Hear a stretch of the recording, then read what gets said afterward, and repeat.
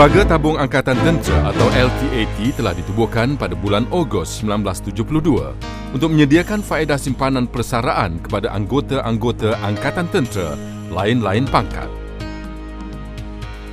Di bawah skim ini, anggota-anggota Angkatan Tentera lain-lain pangkat diwajibkan mencarum 10% daripada gaji bulanan mereka kepada LTAT, manakala kerajaan pula menyumbang 15%. Bagi pegawai Angkatan Tentera dan anggota kerahan Angkatan Sukarela, penyertaan adalah secara sukarela dengan caruman minimum RM25 dan maksimum RM750 sebulan. Pencarum sukarela menikmati faedah yang sama seperti yang dinikmati oleh pencarum wajib. Semua wang caruman dan dividen dan bonus yang dibayar kepada pencarum adalah dikecualikan daripada cukai pendapatan. Selain dari bayaran dividen dan bonus tahunan, kedua-dua pencarum wajib dan sukarela juga layak menerima faedah di bawah skim khairat kematian dan hilang upaya LTAT. Di bawah skim ini, sejumlah wang dibayar kepada pencarum yang ditamatkan perkhidmatan atas sebab kecacatan anggota atau akal fikiran, atau kepada waris jika pencarum meninggal dunia. Pencarum tidak diperlukan membuat sebarang caruman tambahan bagi mendapatkan manfaat di bawah skim ini. LTAT adalah sebuah tabung amanah yang dipertanggungjawabkan untuk menguruskan dana pencarum dan aset-aset yang diamanahkan kepadanya dengan cara yang paling berkesan selaras dengan wawasan LTAT untuk mengadakan faedah-faedah dan program sosioekonomi yang bermutu tinggi bagi keselesaan masa hadapan anggota Angkatan Tentera dan bekas anggota Angkatan Tentera. Menjadi sebuah organisasi yang berdisiplin dan berwibawa dan dicontohi oleh lain-lain agensi kerajaan dan badan korporat. Menerapkan nilai-nilai kualiti dan budaya kerja cemerlang di kalangan pekerja dan bekerja sebagai pasukan yang berdedikasi, berdisiplin, amanah dan berusaha untuk mencapai kejayaan yang lebih cemerlang. Pencarum wajib atau waris menerima faedah wang persaraan dalam bentuk bayaran sekaligus, termasuk dividen dan bonus terkumpul apabila pencarum meninggal dunia, bersara atau menamatkan perkhidmatan atau mencapai usia 50 tahun. Pencarum yang berpencen hanya menerima caruman individu mereka sahaja, bersama dengan dividen dan bonus terkumpul, manakala pencarum yang tidak berpencen menerima caruman kerajaan dan caruman individu mereka bersama dividen dan bonus terkumpul.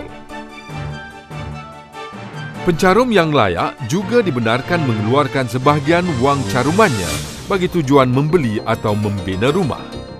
Semenjak ditubuhkan pada tahun 1972, LTAT telah membayar dividen dan bonus kepada pencarum-pencarumnya pada kadar purata melebihi 10% setahun dan purata melebihi 13% setahun bagi tempoh sedekad lalu. Ini termasuk bonus khas dalam bentuk unit-unit amanah saham yang diberi secara percuma dari masa ke semasa kepada pencarum-pencarum yang layak. Melalui 3 buah perbadanannya, iaitu Perbadanan Perwira Niaga Malaysia, Perbadanan Perwira Harta Malaysia dan Perbadanan Hal Ehwal Bekas Angkatan Tentera, LTAT juga menyediakan pelbagai jenis perkhidmatan dan kemudahan untuk pencarum-pencarumnya. Perbadanan Perwira Niaga Malaysia atau Pernama telah ditubuhkan dalam tahun 1983. Rangkaian kedai-kedai Pernama menjual barangan pengguna sebahagiannya bebas cukai kepada anggota tentera yang sedang berkhidmat dan telah bersara dan keluarga mereka. Sebagai satu usaha untuk membantu bekas anggota tentera menyertai bidang peruncitan dengan lebih aktif lagi, Pernama mengendali sebuah sekolah latihan peruncitan bersama Institut Kemahiran Keusahawanan Perhebat di Kem Sungai Buloh, Selangor. Sekolah latihan peruncitan ini menawarkan 3 jenis skim kepada bekas tentera yang berminat untuk mencuburi bidang peruncitan. Skim Inkubator Pernama disediakan bagi bekas anggota Angkatan Tentera yang berminat untuk mengambil alih kedai Pernama dalam kem untuk diuruskan sendiri dengan bimbingan Pernama. Skim Rakan Niaga Pernama disediakan bagi bekas anggota Angkatan Tentera membuka kedai runcit di kawasan awam dengan bimbingan Pernama. Manakala projek usahawan Bumi Putra dalam bidang peruncitan atau Prosper adalah satu usaha sama di antara Pernama dengan Perbadanan Usahawan Nasional Berhad atau PUNB untuk memberi bimbingan dan sokongan kepada bekas anggota Angkatan Tentera supaya dapat berdikari dalam bidang peruncitan. Perbadanan yang kedua, Perbadanan Perwira Harta Malaysia atau PPHM, ditubuhkan dalam tahun 1984 bagi menjalankan projek-projek pembangunan hartanah. Sehingga kini, PPHM telah berjaya melaksanakan beberapa projek pembangunan hartanah bagi agensi-agensi kerajaan dan pihak swasta. Perbadanan Hal Ehwal Bekas Angkatan Tentera atau Perhebat, iaitu perbadanan milik penuh LTAT yang ketiga, menjalankan aktiviti-aktiviti yang berhubungan dengan program latihan bagi anggota Angkatan Tentera yang akan dan telah bersara.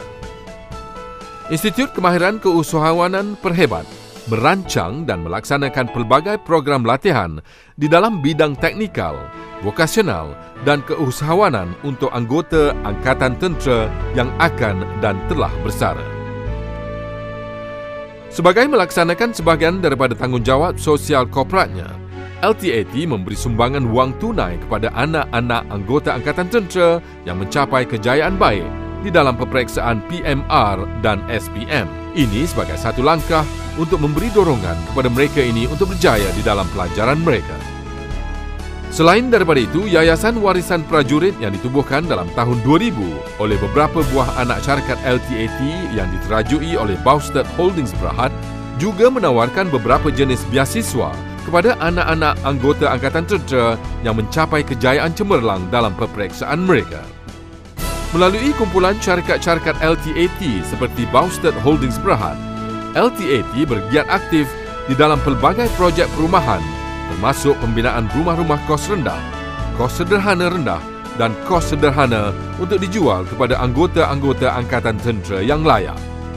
LTAT juga menggalakkan syarikat-syarikat subsidiari dan syarikat-syarikat pelaburannya supaya memberi keutamaan peluang pekerjaan kepada bekas-bekas anggota Angkatan Tentera. Kejayaan yang dicapai oleh LTAT masa kini adalah di atas dedikasi dan usaha yang dicurahkan oleh tenaga penggerak yang berada di belakang LTAT. LTAT dipimpin oleh ahli-ahli lembaga pengarah yang dianggotai oleh tokoh-tokoh terkemuka seperti Ketua Setiausaha Kementerian Pertahanan, Panglima Angkatan Tentera dan wakil-wakil daripada Tentera Darat, Tentera Laut dan Tentera Udara, Timbalan Ketua Setiausaha Kementerian Kewangan Malaysia dan wakil-wakil daripada sektor swasta.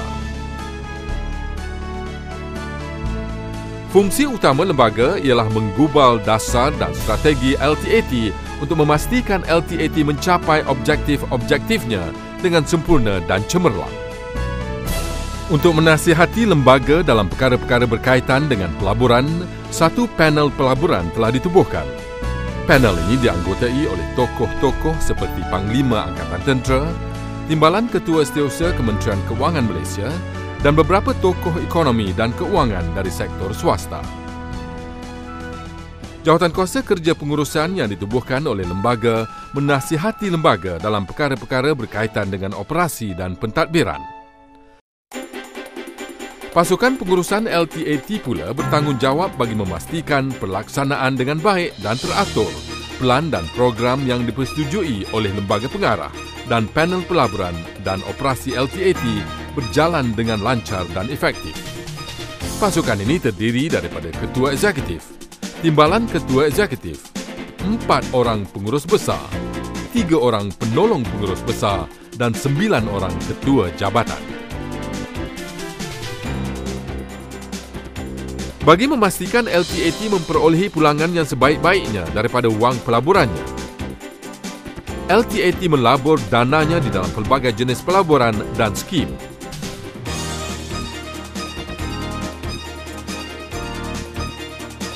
Pelaburan jangka pendek adalah dalam bentuk simpanan tetap, diskaunan semula bil dagangan, pasaran wang jangka pendek, pinjaman kerajaan dan pinjaman berpenggal yang dijamin oleh kerajaan. Pelaburan jangka panjang meliputi pemilikan saham di dalam syarikat-syarikat yang besar, menyertai projek-projek penswastaan kerajaan, menyertai pelaburan di luar negara dan menubuhkan perbadanan-perbadanan yang beroperasi di dalam kegiatan-kegiatan perniagaan tertentu. Selaras dengan keperluan Akta, LTAT melabur tidak kurang daripada 70% dananya di dalam pelaburan amanah dan tidak melebihi 30% di dalam syarikat-syarikat sendirian berhad. Dalam bidang pelaburan, LTAT mengamalkan strategi untuk melabur di dalam pelbagai sektor dan industri bagi menjamin kemantapan pulangan pelaburan di dalam apa jua keadaan ekonomi di samping memastikan pertumbuhan baik pelaburan dalam jangka masa panjang.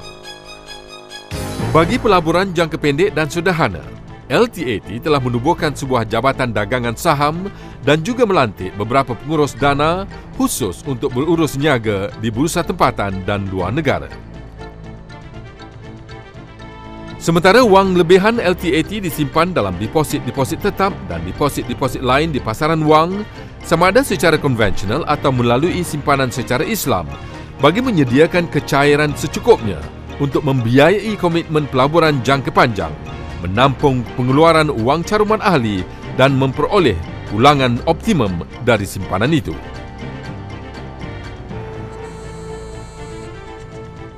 Sebagai sebahagian daripada strategi jangka panjangnya, LTAT membuat pelaburan besar dalam sektor perdagangan yang dijangka mempunyai prospek masa hadapan yang baik. LTAT juga telah melabur dalam industri hartanah dan infrastruktur dengan memiliki kepentingan equity dalam syarikat-syarikat awam yang terlibat dengan projek-projek pembinaan dan infrastruktur. Untuk memperkukuhkan lagi pelaburannya di dalam sektor hartanah, LTAT melabur di dalam projek-projek usaha dengan pelabur-pelabur asing dan tempatan untuk melaksanakan projek-projek pembangunan perindustrian, perumahan dan bandar baru. Pelaburan LTAT dalam industri perkhidmatan merangkumi sektor-sektor hospitality, perdagangan dan pemakanan. Di dalam sektor perkhidmatan keuangan, pelaburan LTAT adalah tertumpu kepada pelaburannya di dalam Affin Holdings Berhad, sebuah pasaraya keuangan yang memiliki kepentingan di dalam bank komersial, perbankan Islam, bank pelaburan, syarikat insurans am, syarikat insurans nyawa, syarikat broker wang dan syarikat pengurusan aset. Dalam industri pembuatan, LTAT memiliki kepentingan dalam beberapa buah syarikat terkemuka yang mengeluarkan barangan seperti alat-alat telekomunikasi, kabel elektrik dan barangan pengguna seperti makanan dan perkakas elektrik. LTAT juga tidak mahu ketinggalan di dalam arus pembangunan negara dan global, di mana LTAT berhasrat untuk meningkatkan pelaburannya di dalam industri-industri yang sedang pesat membangun seperti industri berasaskan teknologi dan industri pertahanan seperti telekomunikasi dan pembinaan kapal ronda. LTAT berjaya mencapai pertumbuhannya pesat dan dinamik kerana falsafah operasinya yang pragmatik, kedudukan kewangan yang kukuh, asas perniagaan yang pelbagai dan semangat keusahawanan yang teguh. Semasa ditubuhkan pada tahun 1972, caruman terkumpul LTAT ialah sebanyak 2 juta ringgit sahaja. Pada masa ini, caruman terkumpul LTAT telah meningkat berlipat ganda. Di dalam masa 2 dekad yang lalu, LTAT telah berjaya mencatat keuntungan yang sangat baik untuk membolehkannya mengisytihar dividen dan bonus yang menarik kepada pencarumnya. Pencapaian prestasi yang baik ini yang kadang-kala dicapai dalam keadaan ekonomi negara dan global yang sukar mencerminkan kualiti dan peningkatan kematangan pelaburan LTAT serta pengalaman dan keupayaan pengurusan LTAT mengurus dana pencarumnya dengan baik dan efektif. Sebagai pengiktirafan kepada kewibawaan LTAT di dalam mengendalikan sistem pengurusan keuangan dengan telus dan cekap, LTAT telah dianugerahkan oleh Jawatan Kuasa Anugerah Kualiti Perdana Menteri dengan Anugerah Kualiti Perkhidmatan Awam bagi kategori pengurusan keuangan dalam tahun 1997. Dalam tahun 1999, LTAT telah dinamakan sebagai salah satu pemenang bagi anugerah laporan tahunan terbaik sektor badan berkanun yang dianjurkan oleh Dewan Bahasa dan Pustaka. Dalam tahun 2004 pula, LTAT telah berjaya mendapatkan persijilan MSISO 9000 bagi skop pengurusan penyediaan skim kumpulan wang persaraan untuk anggota Angkatan Tentera Malaysia.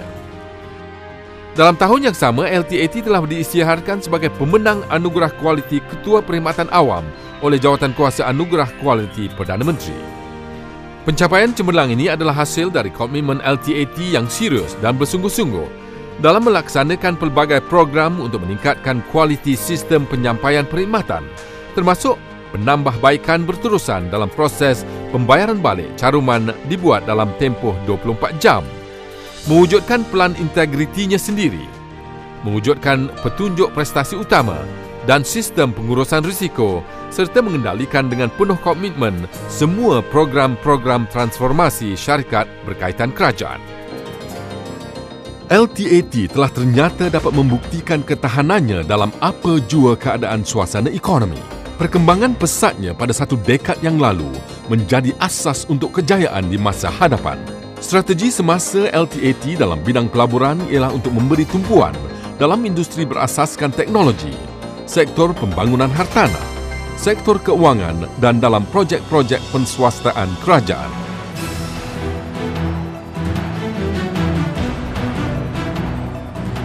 LTAT dijangka dapat meneruskan pertumbuhan yang stabil dan menggalakkan dalam semua kegiatannya.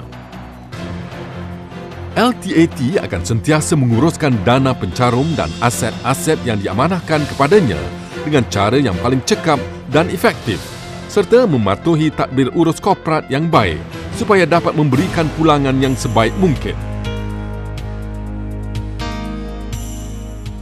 LTAT juga akan terus memberikan perkhidmatan yang cemerlang dan terus mengenal pasti faedah-faedah baru yang boleh dimanfaatkan oleh para pencarumnya. LTAT kini sudah berada di satu landasan yang baik dan kukuh yang boleh membawa lebih banyak kejayaan kepada LTAT dan memberi lebih manfaat dan kesejahteraan kepada pencarum-pencarum LTAT dan anggota-anggota Angkatan Tentera Malaysia.